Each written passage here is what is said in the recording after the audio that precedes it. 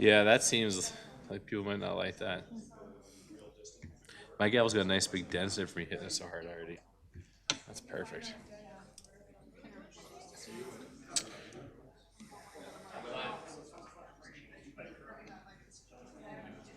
One sec.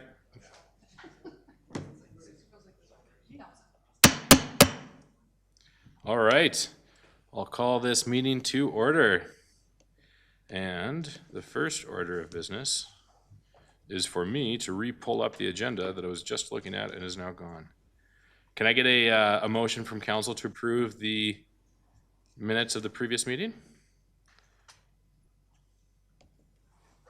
Don't all jump up at once. Councilor McDonald? I motion to approve the minutes from November 3rd. Any discussion about the minutes? Seeing none, I shall call the question. All in favor? Carried unanimously. And I'll look for a motion to move forward with tonight's agenda. Councilor Gale's got it. To go forward. All right. Any questions, comments? Seeing none, all in favor? Carried unanimously. There are no delegations this evening, so that takes us right into business 5A. The item is council schedule, and Ms. Jaylene Robertson is going to be joining us to present this evening. Please take it away. Good evening, Mr. Mayor, members of council. Tonight's report is in response to discussion council had during the organizational meeting about changing the deliberation dates for this year's budget. Normally, council would have a committee of the whole meeting on November 17th. I believe it was council's intent to cancel that meeting and schedule a budget deliberation meeting. Because those meetings are very different, it does require the resolution of council to cancel the meeting and then schedule the other meeting to begin at 6 p.m. on November 17th. That is the entirety of this. This would include then the dates that had already been set at last year's organizational meeting for budget deliberations, which include the 19th, 20th, and 26th, would remain as scheduled. Okay, excellent. Council, what would you like to do? Can I get a motion? Councilor Fedeco? I will make the motion to accept the recommended dates of November 17th, the 19th, the 20th, and if needed, the 26th. Okay. And the cancellation of November 17th as part of that, the recommended action? And cancellation of the committee of the whole meeting on November 17th. Excellent. Is that everything from you? Councilor McFadden? Yeah, sorry, I just wanted to confirm the 26th date would be for the evening of the 26th, is that correct? 26th date is currently scheduled on an as-needed basis, originally scheduled as a daytime meeting. Okay. Could we schedule the as-needed to be an evening meeting? Any interest from my colleagues in that, or not feasible? Through the chair to Councillor McFadden, I believe that we wouldn't necessarily need to change that today because council won't be certain whether they need that 26th date, and we will have another council meeting before then. I believe, as my brain is starting to calculate where the dates are. So we should be able to make that amendment. Previously, because it's scheduled on an as-needed basis, we have routinely, at the end of the third day of deliberations, been clear that we didn't require the other date, and so no special meeting was pulled for that. Okay. And I was, sorry, I'm having trouble with my agenda here right now. Colleagues, is there any interest or availability to move the 20th to the following day? I know there was some brainstorming around that. I wanted to see if anybody else was interested in that. If not, I'm comfortable with maintaining it as the evening of the 17th and full day 19th and 20th. I'll go to Councilor Fedeco and then I have a comment. Councilor Fedeco? The 21st, I do have a presentation that I'm making on behalf of the town, or I'm making, but I'm accepting on behalf of the town. Because I don't think Mayor Nagel is here on the 21st, as far as I know. I would comment, not just about my own calendar. Actually, it is true I won't be here on the 21st. It's my grandmother's 85th birthday. But I also would share that I've had a number of conversations with our administration about the flux in the schedule, and just because there's so much going on here with getting the new government settled in, they would much prefer if we could just keep with the dates, the 17th, 19th, and 20th. I believe. So unless there's a real pressing issue that we need to make the change, I think there's a request for us to leave it as is. CAO Heineman, would you care to comment? Thank you, Mayor. Yes, if it's council's wish, we would like to continue with the dates that we've proposed. I understand there are other commitments that people have, but again, understanding that these were in the package and previously identified, I think there's some flexibility as we move forward into future years or future scheduling that we could make amendments. But for right now, I think this would work best for us as well as council moving forward. Thank you. And I would just add, like, as long as we have a quorum of council, we can continue at the meetings. If any councillor has something they need to step out for a couple hours or a call on the side or something, that's an option as well for flexibility. No, thank you for that clarity. I just wanted to put it on the table. But I'm more than comfortable with staying with where we've landed, the evening of the 17th, 19th, the 20th, and the 20th, with the 26th being as needed. So it has my support. All right, any further conversation? Seeing none, I will call the question of the motion. All in favor? Carried unanimously. All right, Thank you. excellent. Next up, we have the Ironman Triathlon, and CAO Drew Heineman is going to be joining us to speak to it. Good evening, Mayor and Council. Ms. Ambrose is not with us this evening, so I'm stepping in to just do a brief presentation. And again, you saw this presentation last week, so I'm not going to go over all the details again, but it's an exciting opportunity for Cochrane, and our recommended action is that Council endorse hosting the 2026 Ironman 70.3 Triathlon in Cochrane in July of next year. Happy to answer any questions, but looking for your endorsement. Okay, Council, what would you like to do? Can I get a motion? Councilor McFadden? I move the recommended action. I just want to address that my initial concerns around this were all around the traffic management and the impact to the community. Was quite impressed with the organizers. Essentially, disruption to Cochrane is going to be the Sunday morning, and they had really leaned into making sure the traffic management was in place. The only thing I'd like to raise for the organizers is I understand the Bow Valley Boot Stomp concert is going to be that weekend as well. So that's either going to lead one way or the other, a lot of energy in Cochrane. I would hope maybe that the two organizers could work in synergy and make it an amazing Cochrane event instead of perhaps those two items conflicting with each other. But I just wanted to raise it that I think there's a great synergy there and just encourage everyone to partner with that. Through the chair, thanks, Councillor McFadden. We'll make sure that we put them in touch, and we did make notes of all of Council's comments, which we'll share, and of course the organizer was here as well, but following up on the various comments that he brought forward. Okay, Councillor Singh? Well, thank you for the presentation. It was great on November 3rd. This event is an exciting opportunity to showcase Cochrane vibrant Western charm and strengthen our local economy through international exposure. Just wanted to clarify a few things. Will the event agreement be reviewed by town legals team to ensure all liabilities and responsibilities are clearly addressed? Maybe Jaylene, yes, the answer, Councillor Singh, is that it will be reviewed by us. Okay. And the second is, will the local volunteers have the opportunity to be involved? Well, I think, Councillor Singh, volunteerism is a big thing in Cochrane, and I think there'll be plenty of opportunities for people to participate in this event, whether they want to participate in the event itself. There's a relay as part of it, but also to volunteer supporting the athletes. So sure. I think this is an exciting opportunity that really Cochrane can be really proud of. Sure. And the final comment is, as long as our local businesses, Cochrane Economic Development, and other community partners are engaged, this will truly showcase how Cochrane comes together as a strong collaborative force.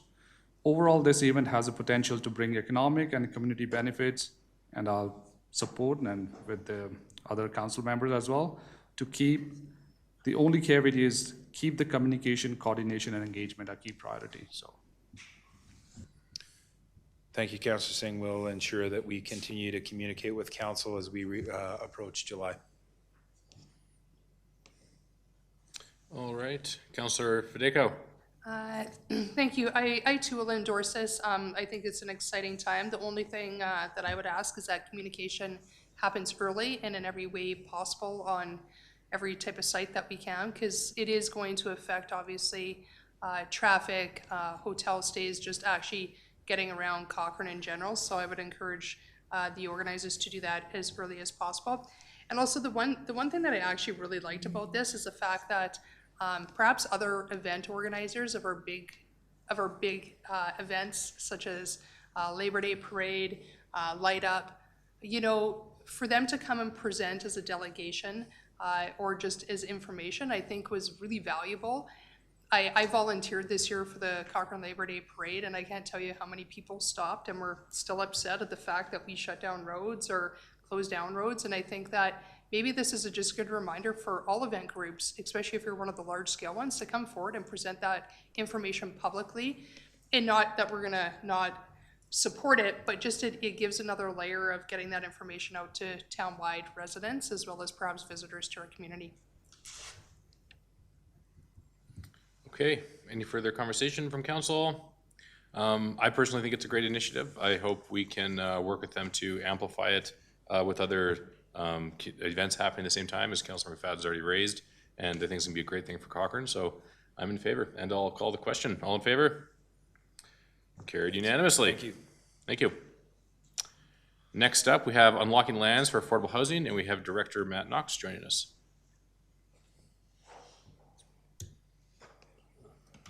Good evening, Mayor and Council. I'm here this evening joined by our housing strategist Gina Van den Berg to present an affordable housing proposal for Council's endorsement. This proposal is intended to leverage an emerging opportunity to increase the town's land inventory dedicated to affordable housing development. Our most recent data indicates that almost 20% of Cochrane's residents are spending more than 30% of their income on housing. As market prices continue to rise, non-market housing will continue to play a necessary role in meeting the full spectrum of housing needs in Cochrane long-term. Securing additional lands for below-market rental housing will advance Council's strategic goal of generating more affordable housing outlined in the Municipal Development Plan, Envision 2050. So, bit of purpose tonight. The former RCMP detachment property, located at 359 First Street East, has remained vacant since June 2023 following the move to the new building at Clydesdale Avenue in Heartland. The Federal Department of Public Services and Procurement has recently identified the property as surplus federal lands, as it is no longer required to deliver a federal program or mandate.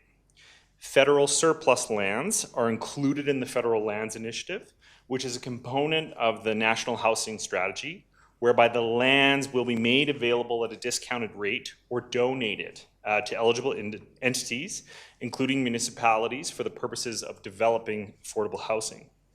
The federal government is requesting that the municipality respond on whether it has an interest in receiving the lands for the sole purpose of developing affordable housing on the site. Administration has tentatively expressed the town's interest in the lands, but requires an endorsement from council to explore the feasibility of purchasing the discounted lands for a new affordable development. At this time, there's no commitment to the federal government to secure the lands, only an expression of interest. So a little bit about the property itself. The lands in the town are zoned for the Community Service District, which permits the use of multi-unit dwellings. This zoning would enable for a mid-rise multifamily unit, and preliminary review of service capacity for underground infrastructure to the site is well supported. Existing community infrastructure, water, sewer, fire pressure, etc., could support affordable housing development at the location. Close proximity to downtown, public transit and general amenities and social services are noted as well. And the property could have the potential to support approximately 50 units, which could double the town's current inventory of non-market housing. So some considerations with the potential cost of the property. It's determined by a number of factors. There's a bit of a cost calculator. How many accessible units would we put in there for seniors or individuals with disabilities? How many units are below market rent and to what extent? So is it 10%, 20%, 30%, etc.? As well as how long would the property be designated to affordable housing? Other considerations are around environmental sustainability, so based on materials, energy savings, that sort of thing. For each criteria achieved, the cost of the property is reduced. Should all criteria be met, then the property has the potential to actually be donated to the town at no cost. It's also worth noting what happens if the town doesn't proceed with affordable housing.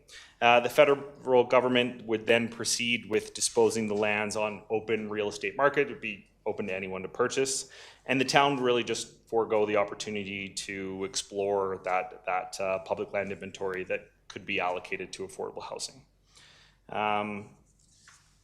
So where we are today. Really, council's decision today would mark the start of administration's exploration of the property for an affordable housing development. Following council's decision, there would be a series of reports back to council on the findings related to the project. Whether the town would be requested to purchase the lands at a discounted cost and the potential for cost recovery from community partnerships and any other details or considerations within that land transfer agreement would come back to council before any signatures would be applied. So, as mentioned, an expression of interest from the municipality or any other government agency for the land is an exercise in exploring the potential for affordable housing. Once a municipality declares an interest in the land, the Canada Mortgage and Housing Corporation will then coordinate the transition of lands and collaborate on the construction of affordable housing development. Our housing strategist, if council approves the exploration, would then prepare a project scope where we would explore potential cost and really that breakdown of the different various criteria. We would then return to council for endorsement of this project or adjustments as seen fit, depending on where that goes. This information would also enable us to have more informed discussions with potential affordable housing partners, providers, and funders. The Federal Lands Initiative then, through CMHC, presents the project proposal to their leadership for formal approval. And if we were to move quickly on this, we could see this as early as spring. CMHC could finalize an agreement of purchase and sale, as well as the framework agreement between the Federal Lands Initiative and the town. Throughout the process, obviously we'd have updates at each milestone to ensure that council remains comfortable with advancing the transaction, and information would be communicated to the public as well. So, as I mentioned earlier, furthering the town's interest in this land requires endorsement from council to explore the feasibility of purchasing the discounted lands for a new affordable development. At this time, no commitment to the federal government to secure the lands, only an expression of interest. Thank you for your attention in this matter. I'm happy to answer any questions from mayor and council. All right, thanks for the presentation. Councilor Padeco. I will move option 1, that council endorse 359 First Street East, the former St. Pete attachment, as the potential location of a future affordable housing development. I do have a question, though, pertaining to this. Yes. You did mention that, whether or not this is all used for affordable housing, could it also be looked at from a senior housing lens? Or I know the federal grant is really trying to, I'm not sure the right word. Obviously, they're more interested in affordable housing right now from their initiative, but is that kind of the lens that they're looking at it, or could it be used towards senior housing? So through Mayor Nagel to Councillor Fadeco, my understanding is that seniors are a consideration. It's around affordable housing. So if we were to do affordable housing for seniors, I think that's where you'd see maybe the best of both worlds. That is one of the spaces in the criteria. If we talked about as well accessible units. So if we're talking about accessible units for seniors, that could be a consideration that we could put in there as well. Okay, and one more question that I have for you. With this project, if everything goes forward, everything tends to line up. Is this something that would be turned over to the Cochrane Society for Housing Options? Because obviously they are our partner and they're the ones leading kind of the affordable housing that's already available within the town? So through the chair to Councilor Pacheco, I definitely think that we would be exploring this with CSHO once we started to scope the project. It would be up to them if they were interested to partner on the site. I think the plan of our initiative would be to scope out what's possible and to speak with partners early. I don't think at this point the town has any interest in being the operator of this space. So I very much so think that if CSHO was a willing partner, we'd be looking to work with them on this site. If they weren't interested, if they had other projects in mind or something else that they'd be looking at, we would then probably look to other nonprofits or third parties outside of the town. But our first interest would be continuing that partnership we currently have with CSHO. Perfect, thank you. Councilor McDonald. Thank you. I was thrilled to see this was on the agenda tonight, obviously. I'm really impressed with the timeline of March 2026 to potentially finalize the agreement. I think that's incredible. So very excited. I love the levels of social impact that reduce the cost of acquiring that land. I'm just learning about that model, and I think that's really neat. Can you just go back to how many units are possible? I missed the number.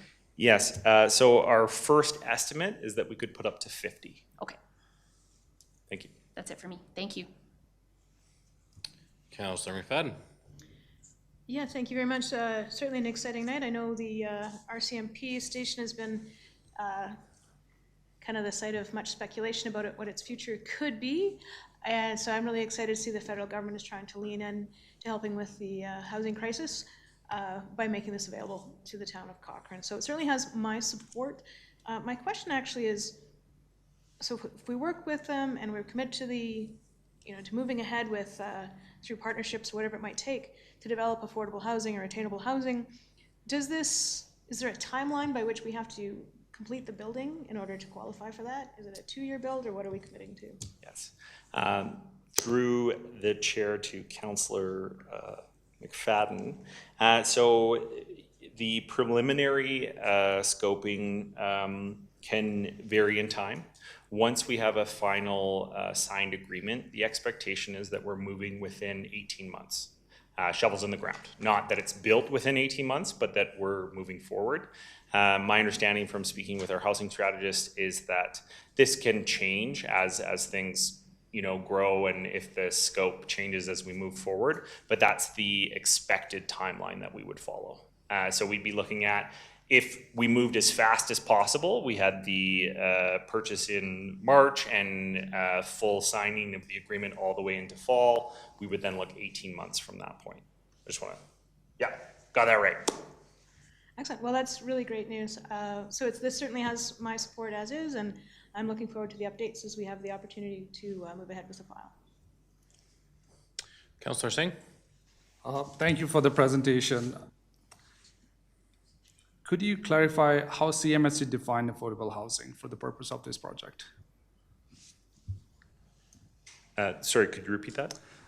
Could you clarify how CMHC defines affordable housing for for the purpose of this project? Yes, thank you.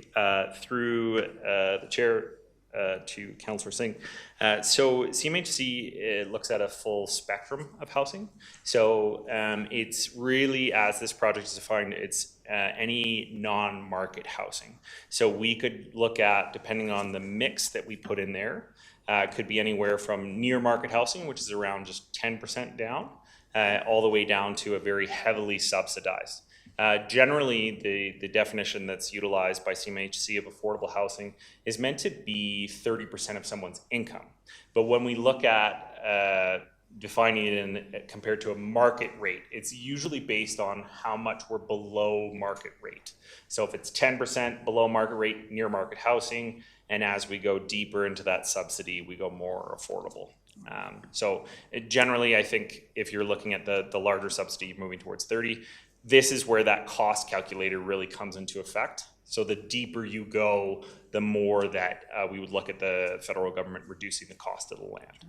I have a few questions. So the first one is, could the building include mixed-use space such as commercial or seniors program on the main level? So my understanding is we can have mixed market. So we could have housing that is at market rate. But then again, this is where that cost calculator is really important. Just let me double check on the bottom. We can't do commercial. I know that was a piece, but what about seniors? If we were to do like a community space, it'd be okay? No community space. It would just be for housing specifically. The next is, are we gathering letter of support from CSHO, Big Hill Heaven, Victim Services, Seniors on the Bow, or even the residents who are on the waiting list to strengthen our case for a discounted or attainable price from the federal government? Thank you. So my understanding is that the discount from the government is purely based off of what's built there. Whereas if we were to look at proposals for funding from CMHC or from the province, that's where we could look at getting more of that support. I think there is a lot of recognition inside of our affordable housing providers that we have long wait lists, and we haven't seen an investment into affordable housing in our community since 2009, if I'm not mistaken, was the last time we had a provincial investment. And the last one is, how will the town ensure the community is kept informed and involved throughout the process while still efficiently moving to secure the land? Yes. So in terms of our keeping the community engaged and involved, I think after today's, if council endorses this, we'd be looking at ensuring that we're returning to council with early project scoping and considerations. We would generally, from what I've chatted with our team, look at engaging mostly with our partners about what that space could and should look like. As council may be aware, we're engaging, moving forward with our housing needs assessment, and part of the housing needs assessment is quite a bit of engagement inside of our community. So if we were to move forward, that would also help us inform what type of mix we would want to put in there. If we're talking 1-bedroom, 3-bedroom mixes, that sort of thing, we would return to council and discuss this with you as well. Sure. No, I'm fully support, and what's the timeline you're looking at reporting back to the federal government if we saw everybody on? Yes, so the turnaround time from the federal government was quite small. Once they expressed their interest, they had asked us, this all happened during the election, that they had asked administration if we were interested, so we said yes, tentatively, but it would depend on an endorsement from council. We have to respond to them by Wednesday. Do you administration need support or from council or the community, partners? All we would need is council's endorsements. That would give us a resolution that I would then respond on behalf of the town with that resolution. If there were to be any further needs for endorsement or support from council, that's where we would return and give a presentation. Thank you. Well, thank you. Over to Councillor Gale. I'm in support of this decision. I think it's a practical location and it's a good use of empty space. Most of my questions have been answered. However, I'm wondering when general public consultation would formally take place, specifically with residents that are already in that area, and if there would be that factor. Yeah, so through the chair to Councillor Gale, we haven't quite put that timeline in yet, but it is definitely something, if council would like us to do engagement in that space, we could explore that as well with residents in the community. Obviously, we would want to have that done before any decisions or sign off or further endorsement were done. So if that is something that council would like us to do, we can look forward to that as well. I think there are certain things that I would worry about in terms of that neighborhood. For example, parking. Would we make sure that parking is accounted for? And I think that residents would perhaps like to have their voices heard, and I think that might be an important step. But as of where this stands now, I think that council should move forward with just allowing you to explore this further. And yeah. That's all. Thank you. All right, back to Councillor Padico. On top of Councillor Gale's suggestion, I would agree with that. Let's hear from the residents sooner than later. But also to make sure, and I'm not entirely sure, is there a fixed transit route that runs down first, just because I think that would be an important aspect of affordable housing, is to make sure that we have regular, reliable transit service that would be going to that site.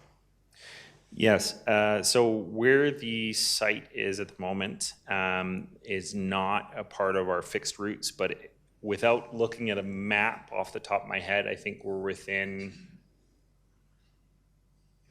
I don't want to make it up. I think it's within walking distance of the area, but I'd have to look at that. And these are the types of things that I think could be considered as we start to look at our reiteration of our routes and things like that. I think typically, depending on how deeply we would look at going for affordability, you might see a different mix of how people might use transit or things like that. So that could be a consideration as well as we look forward on this project. I know parking is always one, you know, as we're exploring the old town hall site, that's another big piece of like, you put 50 units, where do people park? So definitely appreciate that. That's on our minds as we scope this project too. All right, Councillor Wilson? Thank you. Who is the housing strategist that we're referring to in the slides there, Matt? Is that in-house or is that a consultant? Yes, through the chair to Councillor Wilson. That's in-house. That's Gina Vandenberg joining me in the gallery here. So we invested in Gina's position last year. She joined us in March, and it'll be in-house. Okay, great. And so my only concern with this first step anyway is how much time will this take up of our housing strategist? And is this a normal portfolio, or is this something that's going to take away from her regular duties?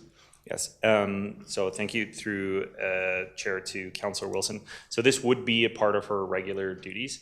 Our housing strategist role not only is to action our housing needs assessment, so really digging into that data of what we really need to do and being a better partner in spaces with our affordable housing, nonprofit partners and groups. But this is an example of exactly what we would want them to do. And as you pointed out too, rather than having to hire a consultant to dig into this or that kind of piece, having someone in-house who specializes in this, is very knowledgeable in this and connecting and coordinating with both our provincial and federal partners and CMHC, that is a big part of her role. I don't have an estimate of how much time this would take. I think if we were to see this as an endorsement and something that we're moving forward with, I imagine it would take up quite a bit of resources on our part, but that would be in-house versus us having a consultant. Okay, thank you. This first step seems reasonable to me. I'm in support of the recommended action, and it'll be interesting to see what sort of response we get back. I think there's you just brought up some obvious pitfalls or concerns I would have with the second step, but for step number one, I'm in support tonight. Thank you. Yeah, thank you. All right, I think that just leaves me to ask some questions. I'm wondering how it would fit in our broader financial picture in terms of all of our other priorities and of course our capital planning. And with the expedited timeline, will we have time to move forward with this and fully explore all the options while also sorting out the cost of everything else this council wants to do? To Mayor Nagel, this is part of, I think, the beauty of this opportunity is that it really depends on what the cost could be. We don't know the price that the federal government has put on that land. It's actually sealed until we express our interest. And then as we start to work through kind of that cost calculator, what it could look like, that's where we would see the decision coming back to say, does this fit into that fuller opportunity or those fuller spaces? It doesn't preclude us from engaging in other spaces like the old town hall site or anything like that. And it also is that piece of, if we're able to secure the land, we'd also be looking for partnership or investment in other spaces. I don't think we'd be moving forward on, say, hypothetically, this was a massive investment that was just bore of the town and things like that. I don't know if this would be the opportunity we'd go after. But if we're able to see that land, which is generally one of the most expensive startup costs, being able to be significantly reduced, say we have a partner in a CSHO or another third party who is interested in investing or taking on that type of mortgage on behalf of the town, but our investment is the upfront research, getting the land, that upfront purchase. We could see that fitting into our larger strategies as well.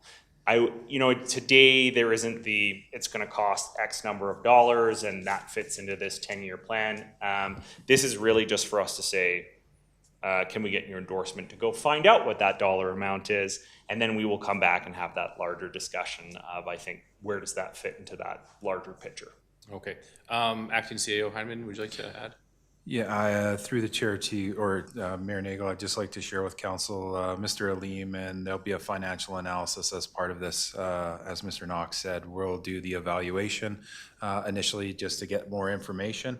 And then once we have more information, we'll provide further details to council and have the full financial picture for your assessment. Mm-hmm. And my hope is just to be able to assess it amongst all of our other priorities, everything from rec to transit to sports fields, really understand where it can all fit in. Not get too excited about one potential project without understanding everything else, which I hope council would agree with, that sage wisdom. And what was the other question I had? So how long do you think until we'll be able to dive into the details of this? I have spoken with our acting CAO as well as council about starting to have these like deep dive workshop meetings once a month. Is this something we could look in the first half of 2026 to have a deep dive session on where we go over all the potential details? Yeah, we have an opportunity to do that, Mr. Mayor, right away in the new year. Obviously, we want to get through budget, but start that process. And again, I would concur with Mr. Knox's assessment of our recommendation is to explore this further, have that information, and then give council some different options so you can make decisions. Okay, last comment from me, just put the bug in council's ear. I really like the suggestion from Councilor Padeco of affordable seniors housing. I know that's a really important group that needs assistance in our community, so that is of extreme interest to me. Okay, any further comments or questions before we move forwards with the motion to endorse 359 First Street East as a potential location of future affordable housing? Seeing no further conversation, I'll call the question. All in favor? Carried unanimously. Thank you very much. Moving right along to our third quarter financial report. This is CFO and Director Alvin Alim.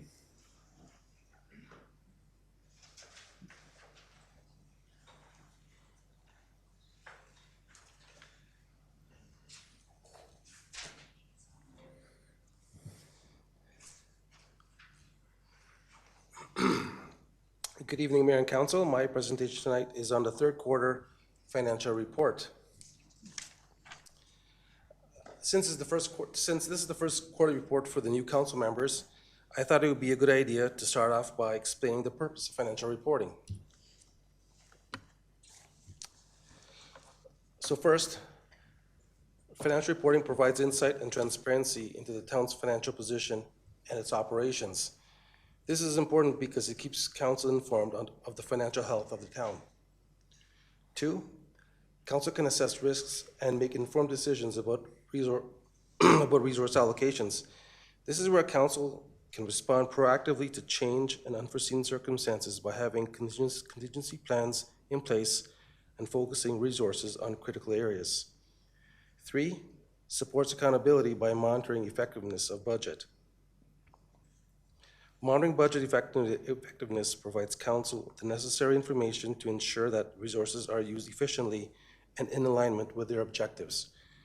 And 4, financial reporting ensures that financial affairs are in alignment with the Financial and Environmental Stewardship Foundation pillar that was established in the 2022 to 2025 Council strategic objectives.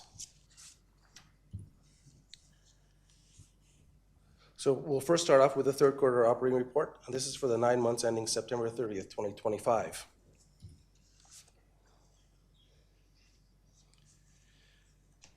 So I've highlighted some key figures in green, yellow, and blue. The approved 2025 operating budget is $96.3 million, and that is at the bottom left. For the tax-supported budget, the net budget cost is $40.4 million, while the actual net cost is $23.9 million. This represents 59% actual to budget. As a rule of thumb, The actual compared to budget for third quarter should be approximately 75%, assuming all expenses are incurred uniformly throughout the year. However, some expenses are cyclical, such as snow removal, grass cutting and maintenance, which could be incurred during specific times of the year, and this will tend to skew the variance report. At this time, there are no significant expense variances to report for the third quarter. However, for the community services, the actual to budget was 80%, and that was the result from the request from the library to pay the annual grant in the first quarter rather than paying it quarterly. For the rate-supported budget, since utilities are operated as a self-supporting budget, meaning it is operated at a net cost of zero, actual expense to budget was used as a comparator. So budget expenses were $26.9 million, and the actual expenses are 10.2. This represents 30% actual to budget. Overall, total actual, which is the tax and the rate supported budget, the variance is 41%. This number may seem low after 9 months of activity, but there are a number of significant expenditures that are yet to be incurred or recorded. Now I'm going to give council some examples. The transfer from operations, or the contributions for the reserve, is $11 million. This is an adjustment typically completed at year end. The recording of interest expense for offset levies and capital reserve balances of approximately $2 million have not been recorded. And again, this is another adjustment that's completed at the end of the year. The third quarter billing for the RCMP contract of $1.3 million was not received until October 31st.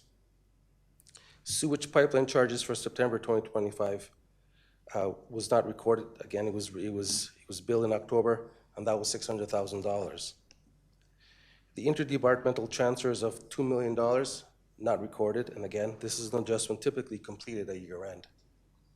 And the last one, the last significant expenses, the recycling collection for from the third party Blue Planet of $351,000 was billed in October, and again, not recorded in the third quarter.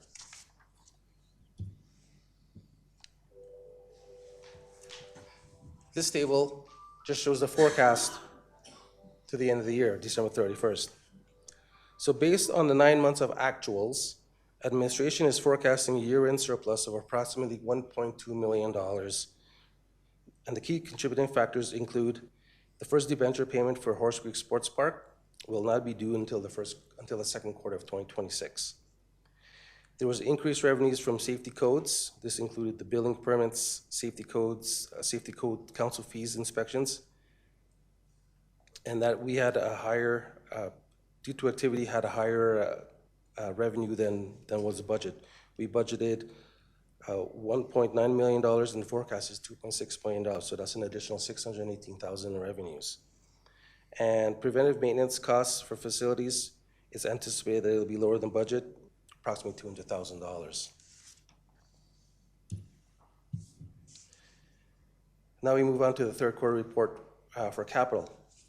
Again, for the same period, 9 months ending September 30th, 2025. The approved 2025 capital is $85.5 million. Now, budget adjustments are amounts approved by council to be added as new or an existing capital project. In this instance, the $970,000, council approved the addition to the workspace optimization project. Budget carryovers represent capital projects that were approved in previous year budgets, but not completed as of December 31st, 2024. And the total carryover from those previous years is $134.2 million. So the total capital budget, including the adjustments and the carryovers, is $220.7 million. Total actual represents expenditures incurred from the previous year's capital budgets, plus the additions to the current year's budget, equals $132 million, or 60% of budget. Of the $132 million spent to date, only 24.3 or 20% pertains to the approved 2025 capital budget.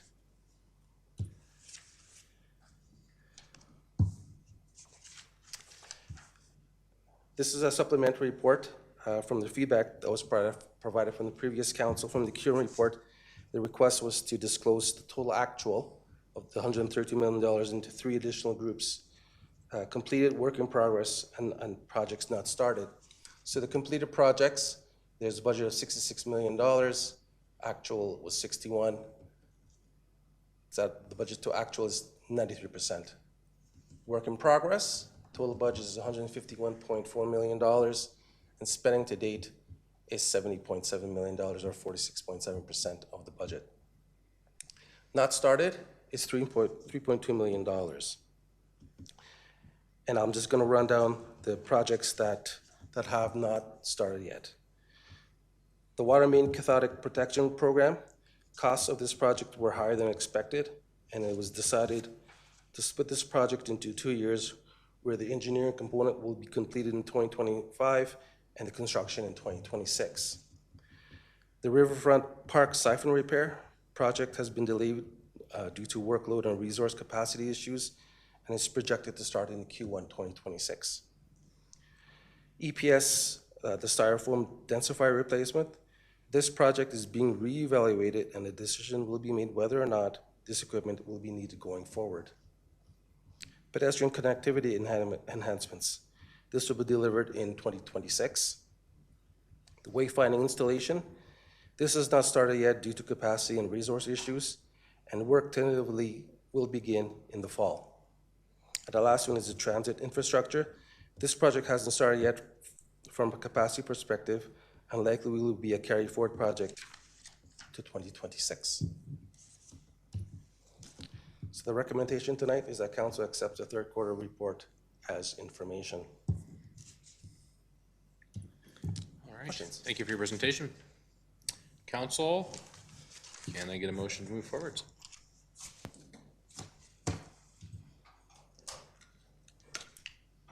Councilor McFadden.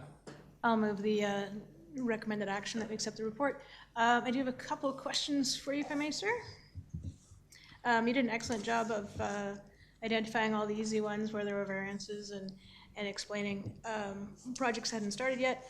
I just had, I think, 2 questions. I think there were a couple projects that I'd identified that were over budget already. I think it was the traffic signal upgrades was over budget by about 23%. And then I just wanted to confirm that the Jumpstart project was complete.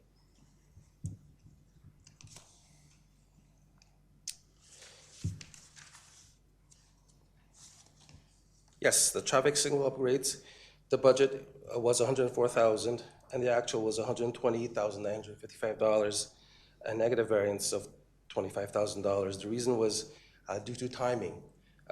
The invoice for 2024 traffic signal upgrades were not received until after the year-end close. Therefore, it had to be recorded in 2025. And there's no effect to the 2025 capital because it's funded through reserves. Okay, so the project itself didn't go over, it's just a matter of how it's being reported? Correct. Okay, I can understand that. And then the Jumpstart project, is that complete? That is complete, and that, I believe that project was, give me 1 second. Super close, like 98 or 99%. I just wanted to see if it was done.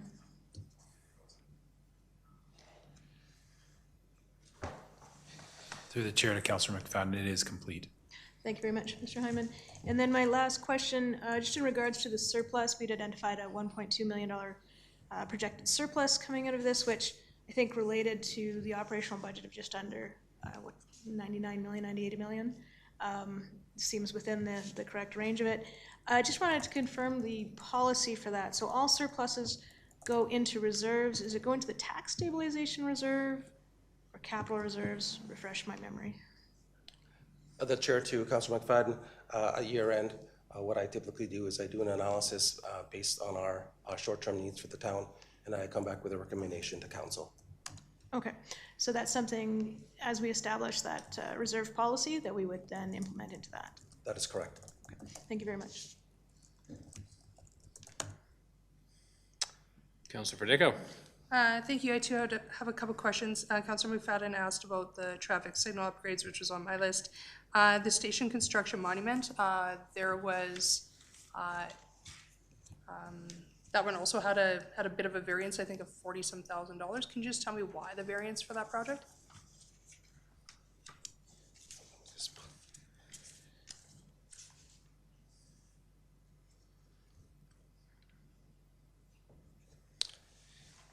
The chair to Councilor Federico, correct, it was $40,000 over budget, or 0.7. Using the materiality threshold from our auditor of 4%, it was not deemed material, so I do not have the details why it was over. Okay, if we can maybe get an update Absolutely. onto why that project was over. Absolutely. The Riverfront siphon repair project, which isn't starting to Q1 26, is this in relation to the 2023 incident, or is this something completely different? I can speak to that. So this is the original siphon. So it's not in relation to the incident. This is the original siphon. If you recall, we were putting in a new siphon. The old siphon has some cracks in it, so we needed to repair those cracks. So just in terms of resourcing, we didn't have the capacity to do that project this year, so we felt it would be important to do it next year. So we have 2 siphons in the future that are fully operational. Okay, thank you for that. And then my only other question was about corporate services. So out of all the operational departments, corporate services is at 101%, while, you know, when I read most of the departments are at 50 to 75% sitting in Q3. I did read that it was due to some HR legal costs. Are legal costs represented in every single department, or do they all run out of corporate services? I was a little at a loss as to a $35,000 variance, I guess, is what was, I think, identified in the report. The chair to Councilor Federico, I believe there are 2 areas that legal fees are represented. There's legislative services, which is part of corporate services, and also HR, which is also part of corporate services. So those are the 2 areas that have legal fees. Okay, and so that makes up the difference to make it 101%. It just seemed like an odd amount, considering that most of the departments are well below that. I think the next one is like 70-some%, right?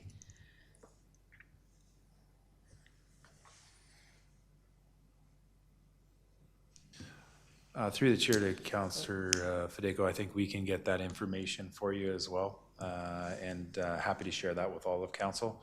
I don't think we just have that right at our fingertips right this moment, unless Mr. Lim is able to get that quickly. My apologies, we'll get that information and send it to council. Perfect, thank you so much. Okay, any further conversation? I believe we have a motion on the floor. I'll call the question. All in favor? Thank you very much. And that leads us to 5E, appointment of audit firm, again from Director Alim.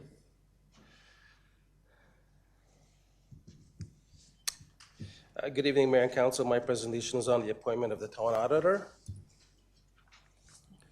With respect to legislation, the Municipal Government Act, Section 281 states, each council must appoint 1 or more auditors for the municipality.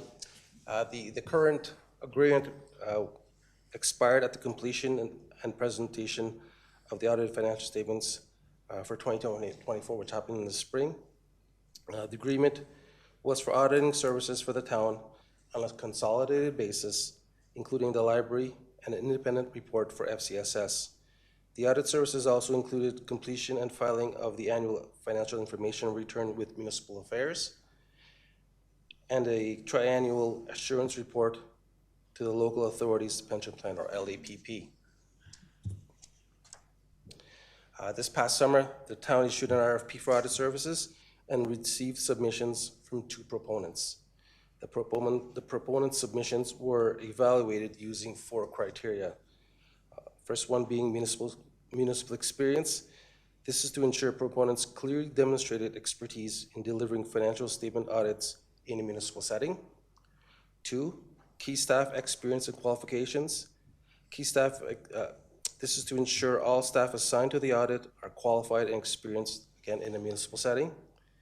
Service delivery plan and schedule.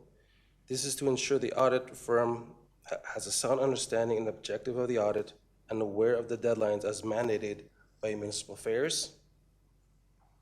And 4, risk management strategy. This is to ensure proponents have the proper measures in place to mitigate risk throughout the audit.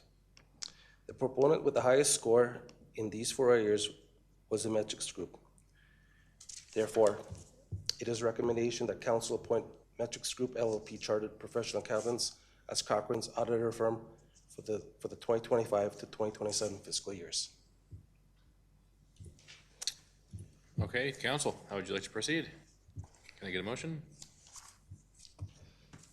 Councillor Singh, I have a couple of questions. can we get a motion first and then ask questions thereafter?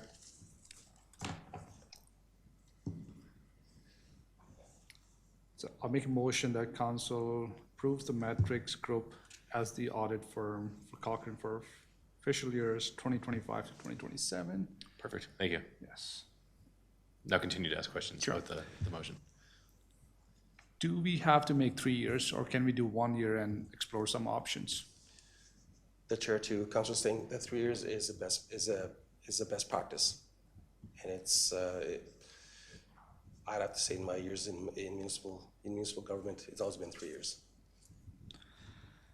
And do you know roughly how many firms have applied for the total for the RFP?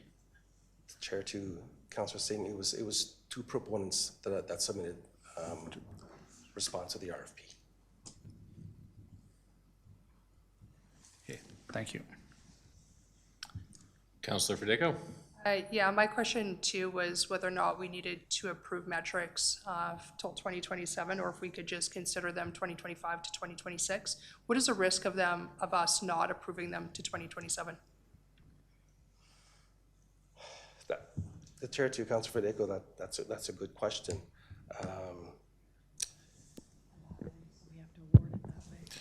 Through the chair to Councilor Federico, just for clarity, we prepared an RFP. They responded on the RFP, and that was the timeline that was provided in the RFP. So there would be risk to us to deviate from the request for proposal that we put out.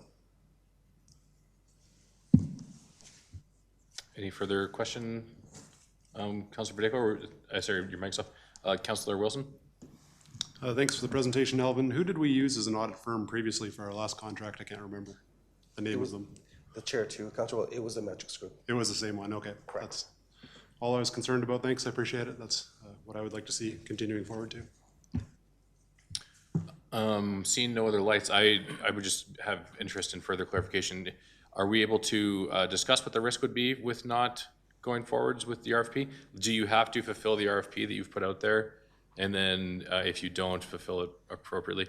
I see some nods, but for the public record, could we get some clarification on that? Just.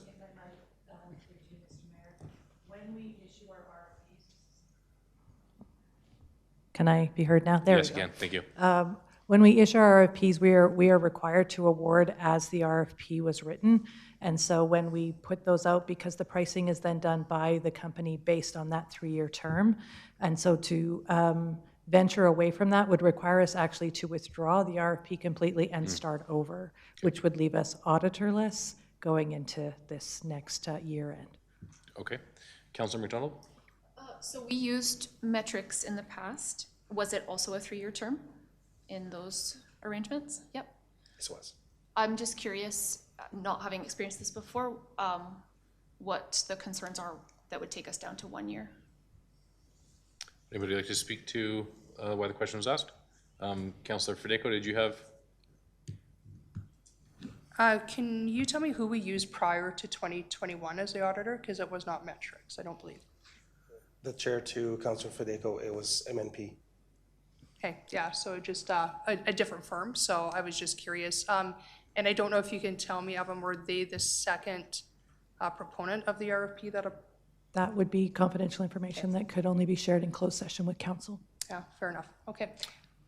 So if council wanted to have a further conversation about this, is this something we should consider moving into a closed session for the remainder of this agenda? I'm not making that suggestion, I'm just for clarification, now that it's been mentioned by our staff, that if there's any further questions about the RFP process, probably something that should be discussed in closed session as it has direct impact on the applicants, well, the RFP respondents rather. So I'll leave a pregnant pause to see if anybody up here wants to do anything further.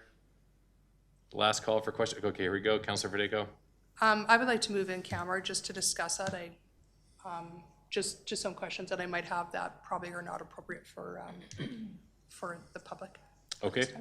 Any conversation? So we have a motion to go into a closed session to discuss the RFP. Any conversation from council on that motion to move into closed session? Do we need to cite the appropriate section of the MGA in order to do this? All right, who's got a knock-knock joke? If you can just bear with me for one moment, we'll pull Okay. that section.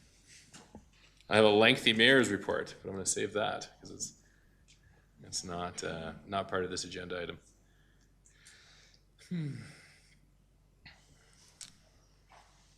Should get elevator music. That would really spice up the stream. Perhaps if we could take a 5-minute recess while Sure. we locate that information? Sure, we'll take a 5-minute recess and return here at 6:30.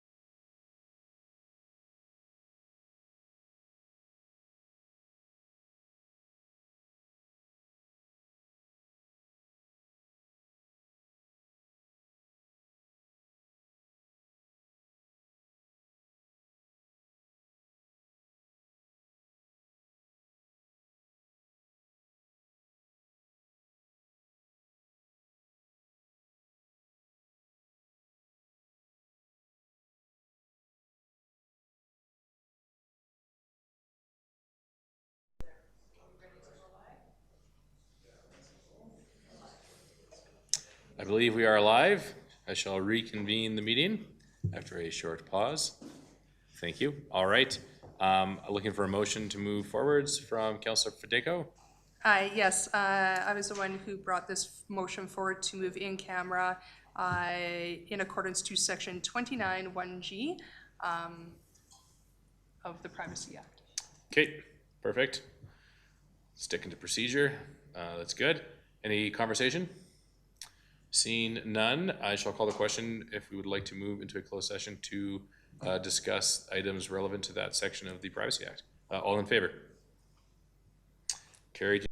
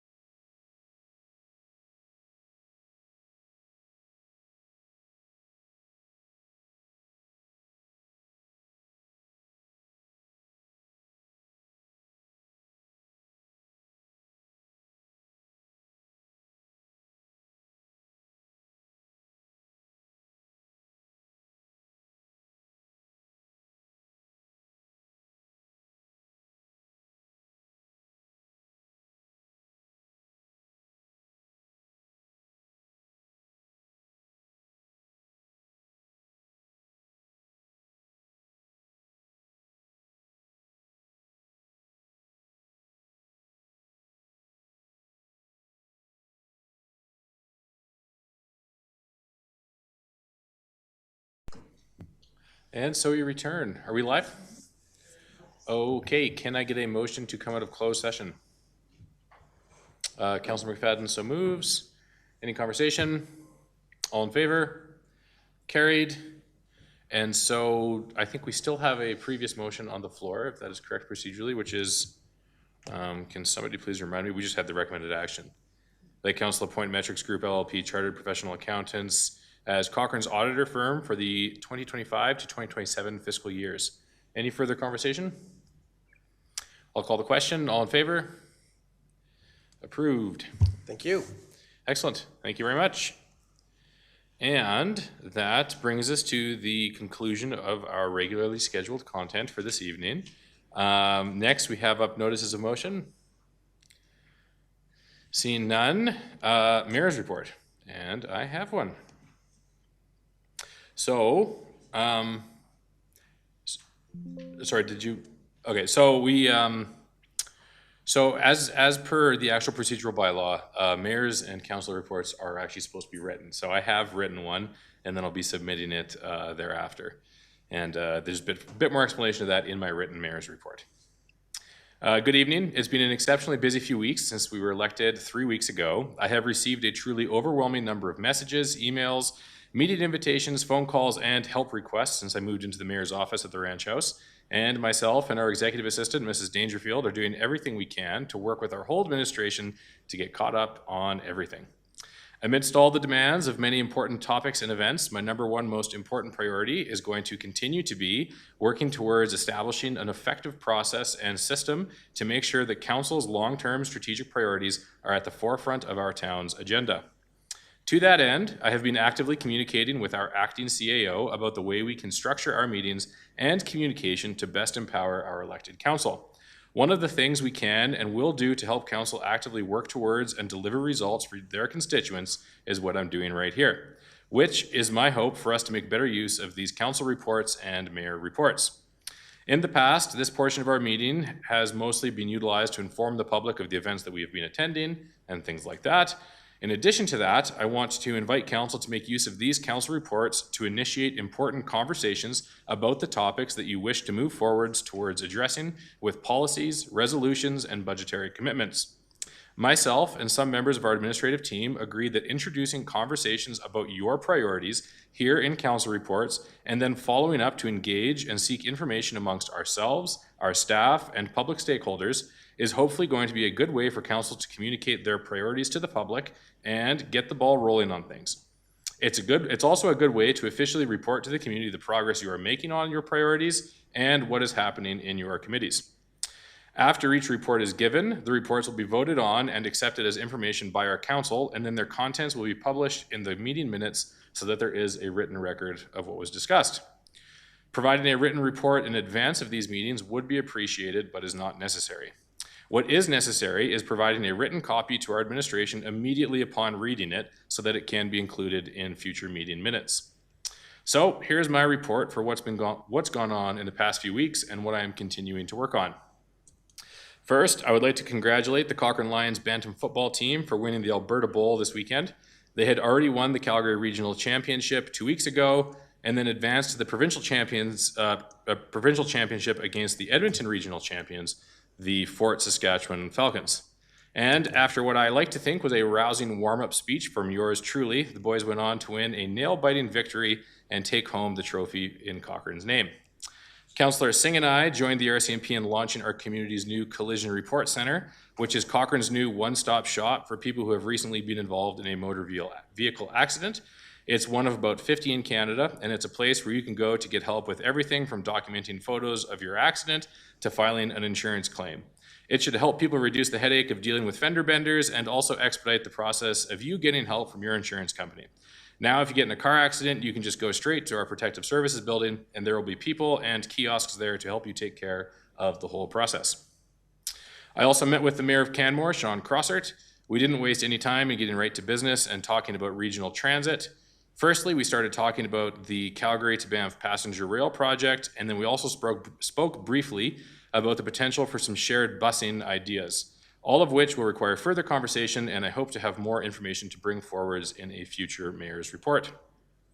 I've had a large number of meetings with our acting CAO to discuss reimagining our priority setting process and decision-making schedule for 2026. As council knows, I'm hoping to bring forward a proposal for your consideration, which would include 3 monthly council meetings and one monthly deep dive strategic committee of the whole meeting, which could potentially include field trips.